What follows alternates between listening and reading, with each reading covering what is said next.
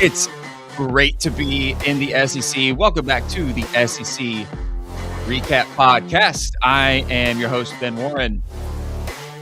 This is episode 4 of our 2026 SEC Team Preview Series, working through all 16 teams based on projections from my recap model. And it's Saturday morning.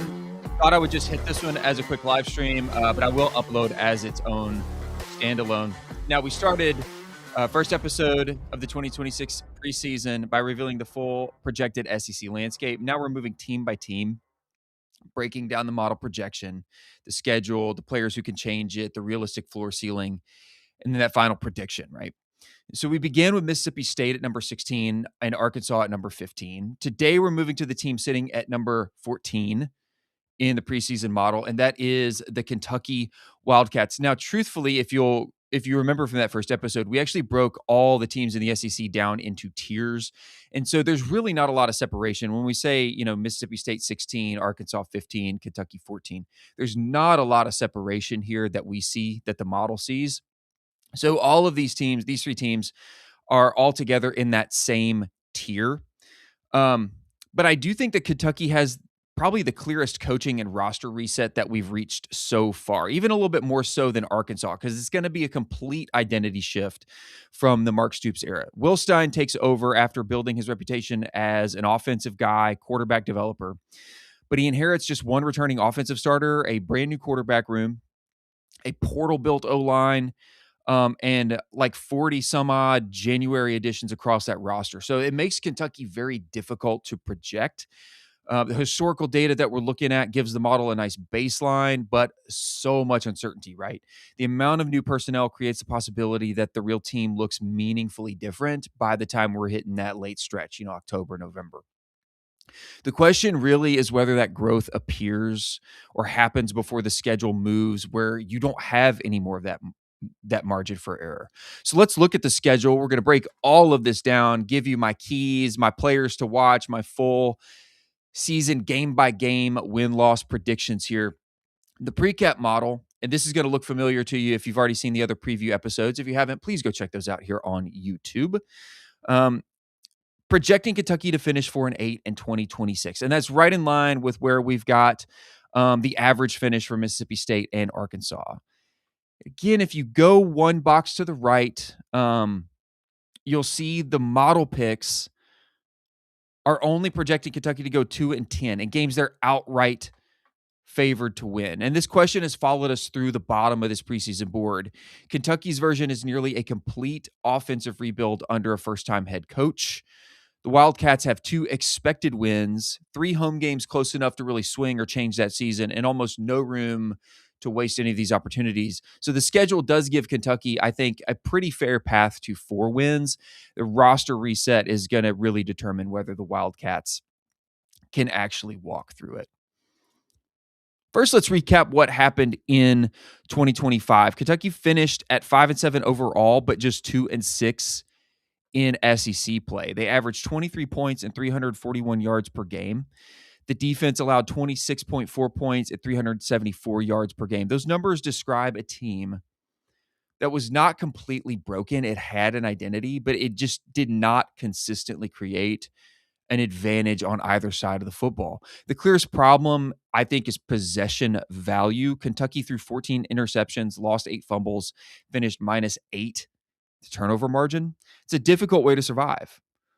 Especially when you have an offense that is already operating without a lot of margin. And yet, for kind of a brief stretch there in November, Kentucky looked like could salvage the season. They won 10-3 at Auburn, beat Florida 38-7. That was a bad Florida team, for what it's worth.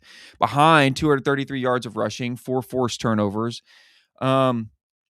And then they handled Tennessee Tech, which most teams in the SEC would, and they get to 5-5. And at that point, bowl eligibility, you just need to get 1 versus Vanderbilt or Louisville. And then Kentucky lost both of those games by a combined score of 86-17. That included a 41-0 loss to Louisville in the finale. So the end of 2025 did more than produce another losing record. It basically made that reset unavoidable. We all saw it spiraling. We all knew it was coming. The encouraging part is that The Florida game showed a workable formula. You run the ball, you create takeaways, you keep the quarterback out of obvious passing situations.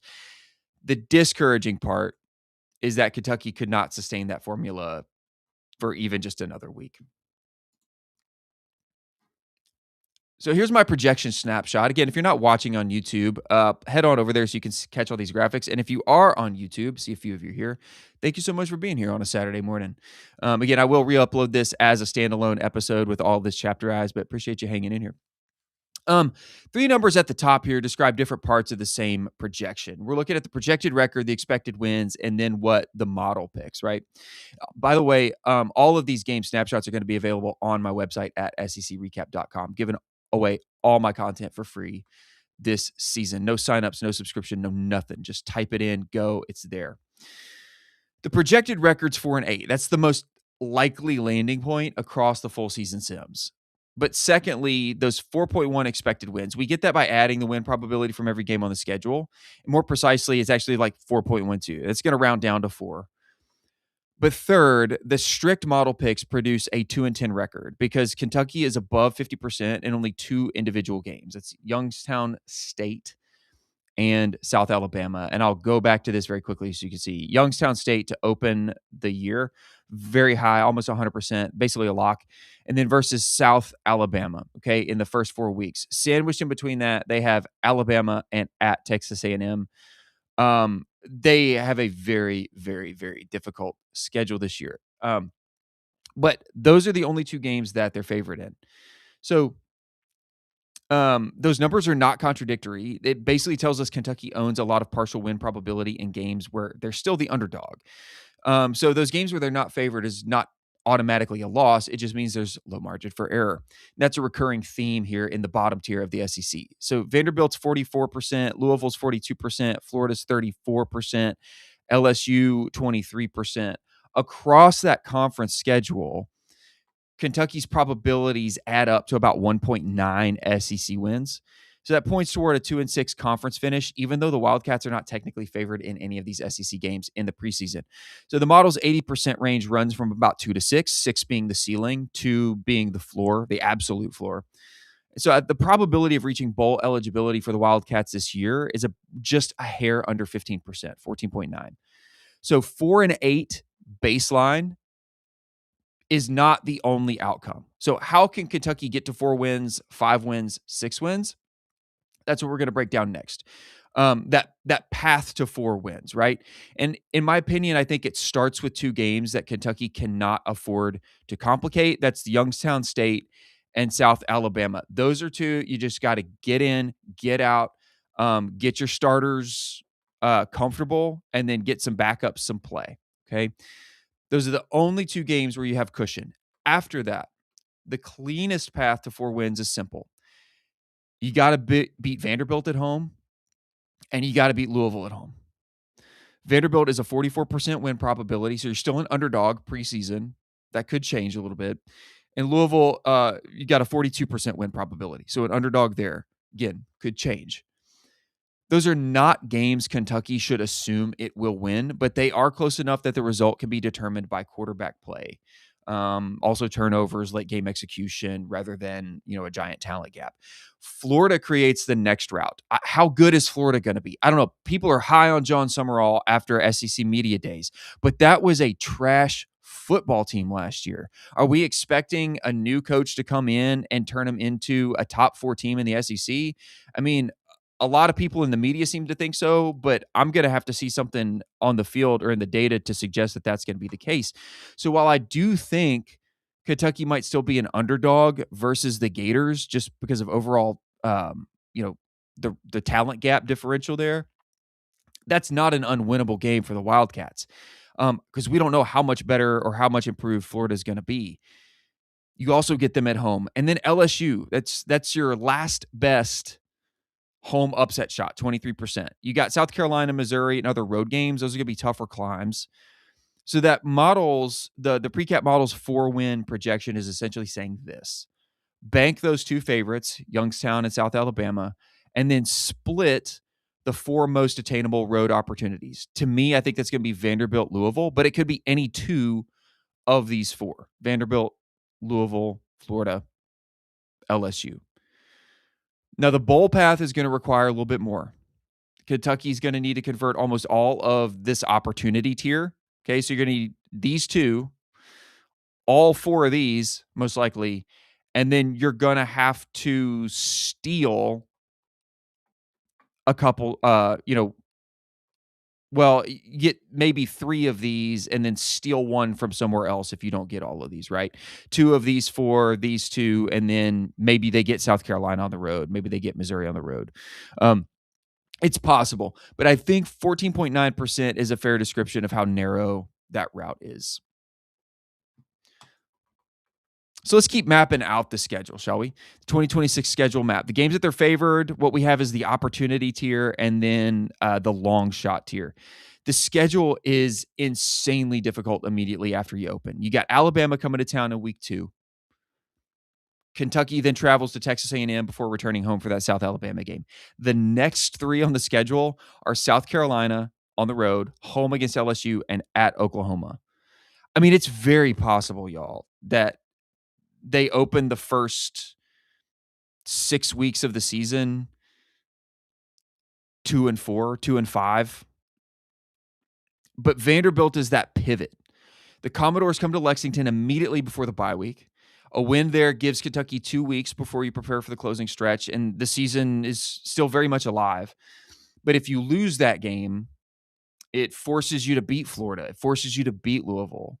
You still got to steal another game just to get to that 6. After the bye, they got to go to Tennessee.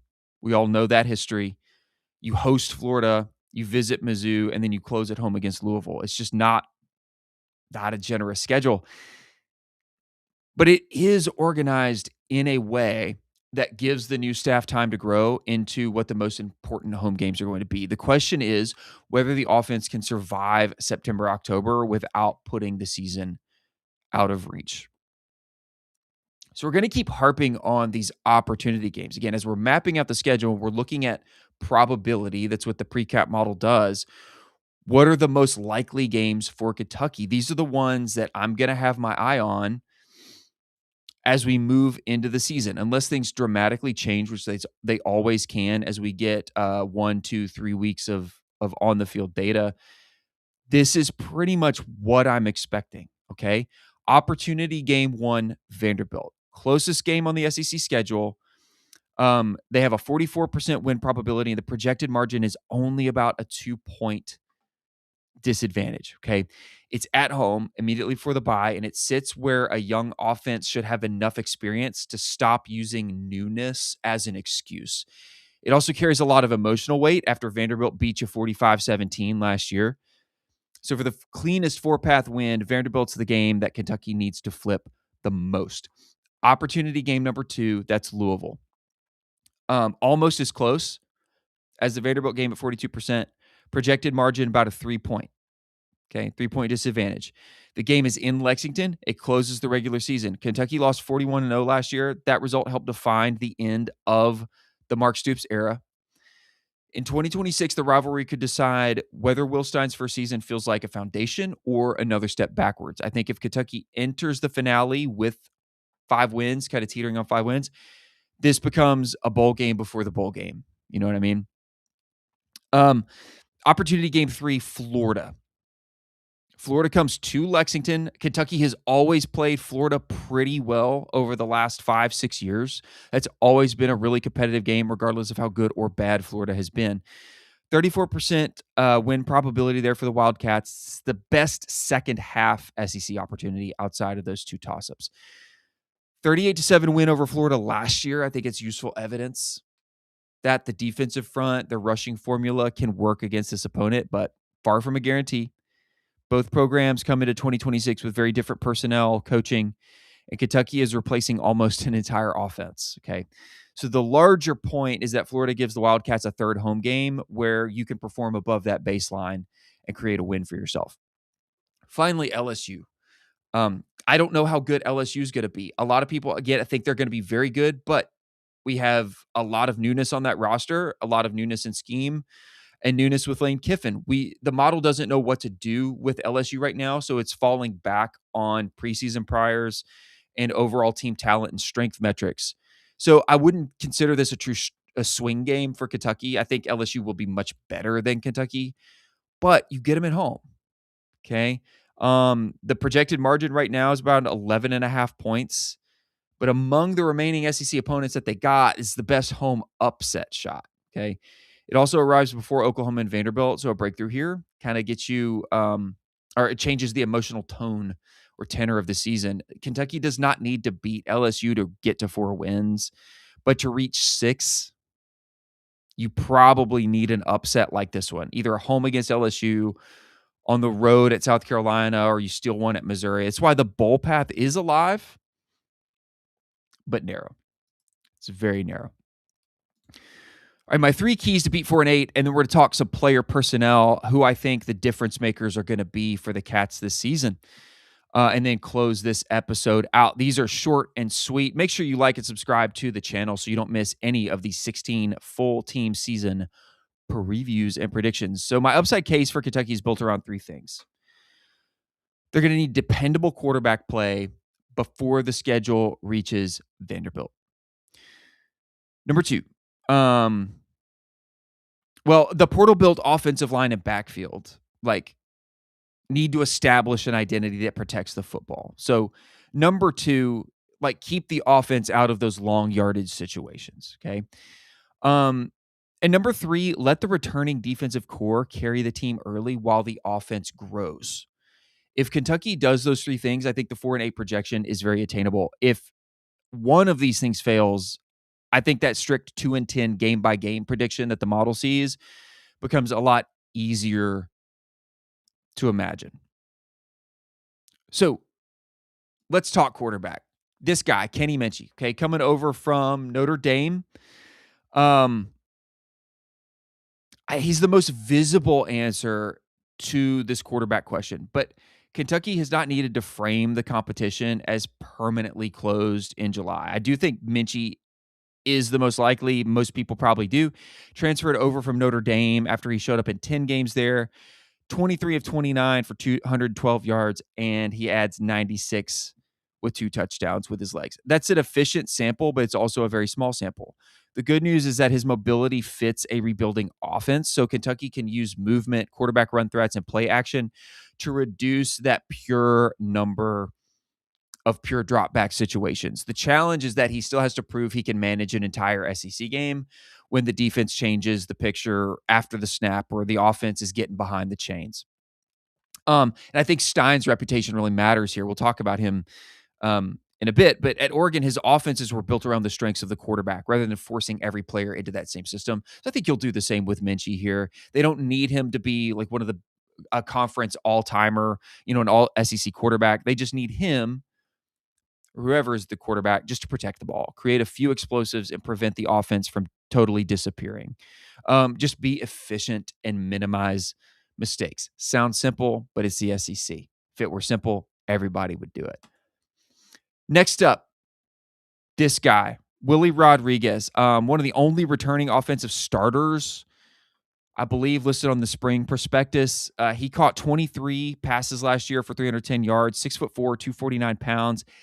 He gives a new quarterback a familiar presence, maybe a middle of the field target, guy who can stay involved in multiple personnel groupings. Around him, almost everything else is new. Kentucky adds 36 players from the portal, completely rebuilt offensive line, but you do have some experienced additions there. That's enough, I think, to build a functional offense, but it's not the same as continuity. The O-line is going to have to communicate. Your backs have to understand protections. Receivers have to create answers when defenses are pressuring. I think their offensive ceiling is not going to be determined by, the returning starters or transfer names. It's going to be determined by how quickly they congeal and coalesce as a unit. Another guy here that's that I think is going to be pivotal is Ty Bryant around the defensive foundation. They have a lot more continuity there on the defense and the offense. Ty Bryant's a great piece. 76 tackles for ints in 2025. The interception total led the SEC and helped earn him an all SEC recognition, second team. He's also a Lexington product, so he's local guy, veteran voice, veteran presence, center of a master roster transition.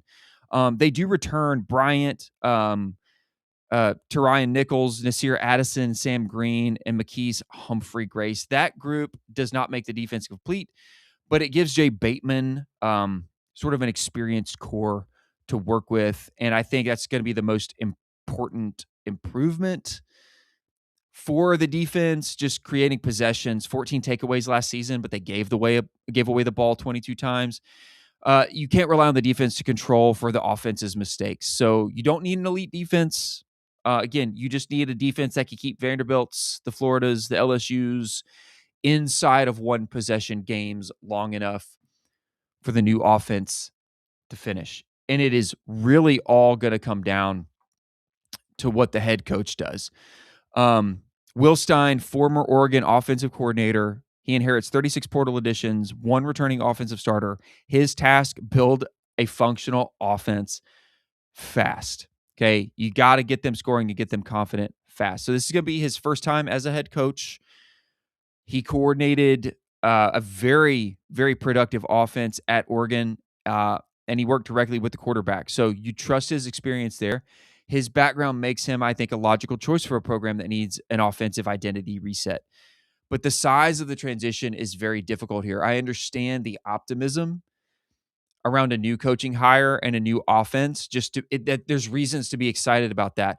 But expectations for production, I think, should be tempered. You shouldn't be expecting Kentucky to get 8 wins, 9 wins this season. It's just not going to happen, not with that schedule. I think Kentucky finishing -8 in turnover margin and giving itself long fields, if they can temper that and control that, they're already going to be ahead of the game in 2026. Joe Sloan takes over as OC, Jay Bateman on the defensive side. They just need to keep everything organized, keep the offense communicating, protect the ball with the quarterback, and keep the defense structurally sound. They're going to be in position to win 3 home games that define the projection, and then you just need to steal one to get to 4. If you have some real upside volatility, you sneak another 1 or 2 from that lower opportunity tier, and you get to 6 wins. The risk is that 45 new players require time. Alabama, A&M, South Carolina, LSU, Oklahoma, they're not going to give you time. They're not going to give you time. So recapping it all here, thanks to those of you who are tuning in. We're almost at the end of this episode, but I will repost this as a standalone chapterize it. You can go back and catch all the content. By the way, don't forget, check out all the other 16-team previews. We'll be moving on after this one into the next tier of teams in the SEC. That'll include Vanderbilt and South Carolina. So my floor for the Cats, 2-10. That's the strict game-by-game record prediction. You beat Youngstown, you beat South Alabama, but you lose all those underdogs opportunity. I don't think that's going to happen, but that's the absolute floor. Okay. This would be unstable quarterback play, poor offensive line communication, negative turnover margin. Okay.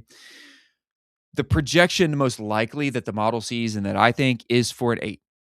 Cleanest path is Youngstown, South Alabama, Vanderbilt, Louisville. Those are the 4 games most likely to win. A different route, you could substitute Florida or a surprise upset with LSU at home for one of those near toss-ups. The conference probabilities add up to about 1.9, pointing toward a 2-6 SEC finish. So that's where I think 4-8 comes out as the most likely. And then 6 wins, 6-6. I think that is the ceiling for the Wildcats in 2026 bowl eligibility. You need to bank the 2 favorites, win Vanderbilt, Louisville, beat Florida, and steal 1 more. The model gives that outcome about a 15% probability, likely requires a very clear quarterback answer, cohesive transfer line, and a positive turnover margin. My final precap prediction for the Kentucky is 4-8 overall, with the Wildcats most likely finishing around 2-6 in SEC play. They've got a slightly cleaner opportunity structure than Mississippi State or Arkansas because Vanderbilt, Florida, and Louisville all come to Lexington. But the Wildcats also face a deep offensive reconstruction of these three teams, Mississippi State, Arkansas, and Kentucky, at the bottom, in that bottom SEC tier for me this year. So Will Stein gives Kentucky real upside for sure as an offensive designer. Kenny Minchey gives the quarterback room mobility and efficiency potential. Willie Rodriguez gives the offense, a proven returning target. Ty Bryant, that defense, you have some good returning production there. But the issue, guys, it's going to be timing. Kentucky has to become functional by week 2 when you play Alabama, week 3 when you play Texas A&M, and then when you go on the road for South Carolina, LSU, and Oklahoma in the first 7 weeks. You just don't have a lot of time to get comfortable here. So if the Wildcats reach Vanderbilt with the offense intact and the defense creating takeaways, season could take a real positive turn. But if they waste Vanderbilt or Louisville opportunities, that path collapses pretty quickly. So the model sees 3 home games that can change the story, but that reset determines whether Kentucky can convert them. My opinion, that leaves the Wildcats at 4-8. Guys, next up in our countdown is going to be the Vanderbilt Commodores. Make sure you are subscribed so you do not miss any of the 16 individual team previews, full season schedule breakdowns. And let me know in the comments, is the model too low for Kentucky, and how many games do you think the Wildcats win in Will Stein's first season? Love to hear back from you. This has been the SEC Recap Podcast. It's great to be in the SEC. Catch you on the next one.